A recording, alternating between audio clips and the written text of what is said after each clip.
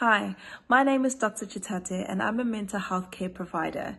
Today I'm going to be talking to you about screen time for children and adolescents as well as parental control. We live in a world where everything is behind a screen. But what are some of the negative effects of increased screen time for children? The Center for Disease Control and Prevention gave the following figures. For children aged between 8 to 10, they spent about 6 hours on the screen. Children aged between 11 and 14 spent about 9 hours on the screen, and children aged between 15 and 18 spent about 7.5 hours. The recommended hours is 1 hour for children aged less than 5 years old and 2 hours for children aged 5 to 18. So what are some of these negative effects that children can experience with increased screen time? Firstly, they have decreased engagement in physical activity because they're spending so much time behind a screen and so much time playing games or watching series or watching movies. They actually don't engage in physical activity. They need about 150 minutes of physical activity, according to the World Health Organization, to sustain a healthy life and to prevent them from getting other diseases such as diabetes or high blood pressure. The second thing that gets affected when they have increased screen time is that they spend less time engaging with their friends and thus less time engaging in social interactions, which equips them to cope with stressful events, even expressing themselves and expressing how they feel in certain situations. Thirdly, another thing that can be affected is how they engage with the family. Children who have increased screen time find it difficult to engage with their caregivers and parents in terms of voicing what their needs are and what they need from day to day. And then lastly, it's also possible that they can start having difficulties concentrating and paying attention at school because firstly, their attention is still on the screen and what they're going to watch later on, or they don't have the capacity to remain seated for a long period of time. So how do we fill the gap? How do we get children to engage in community and activities as opposed to spending hours behind the screen? Well, these are some helpful tips that you can start implementing today. Firstly, have conversations with children.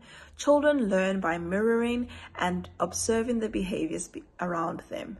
If they observe their parents or caregivers engaging in healthy conversations and healthy activities, they will most likely do the same as well.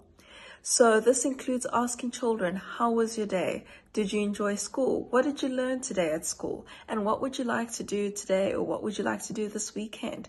Simple conversations can actually engage a child to be more present and more engaged in the family day-to-day life. Another tip, we can set limits on devices. Telling your children that you have X amount of time to spend on your gadget will allow the child to plan their activities on that gadget. So if you set a limit for, let's say, 1 hour per day for an iPad or a tablet or a phone, a child can decide what activity they want to do on that gadget for that day. This will allow for them to be engaged fully in that activity, and knowing that there's a specific time limit, they can know that after this, I have this specific activity planned. Other things include encouraging children to play outside and engage in physical activity. Children who play sports are much happier because they have endorphins and serotonin and dopamine coursing through their bodies, encouraging them to actually play more sports and engage in more activities. It's a beneficial cycle to get your child to engage in these activities. This could be school sports, after-school programs, or clubs around the community that the child can engage in. Other things include limiting screen time to 2 hours before bedtime. Blue light actually decreases the quality of sleep that children experience when they go to bed.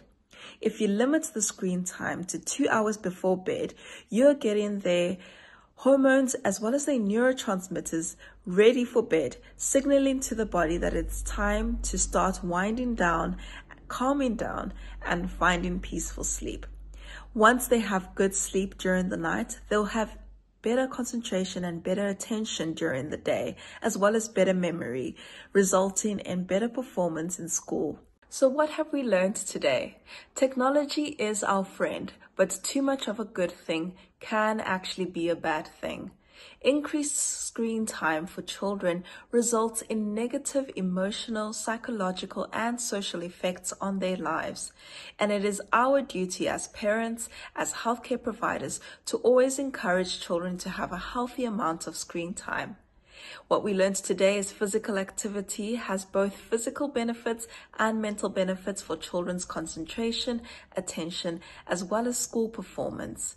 We learned that screen time 2 hours before bedtime can result in poor sleep and decreased school performance the next day due to decreased attention and concentration.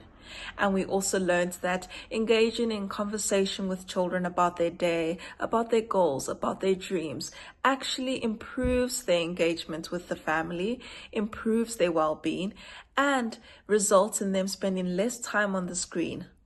Thank you so much for tuning in.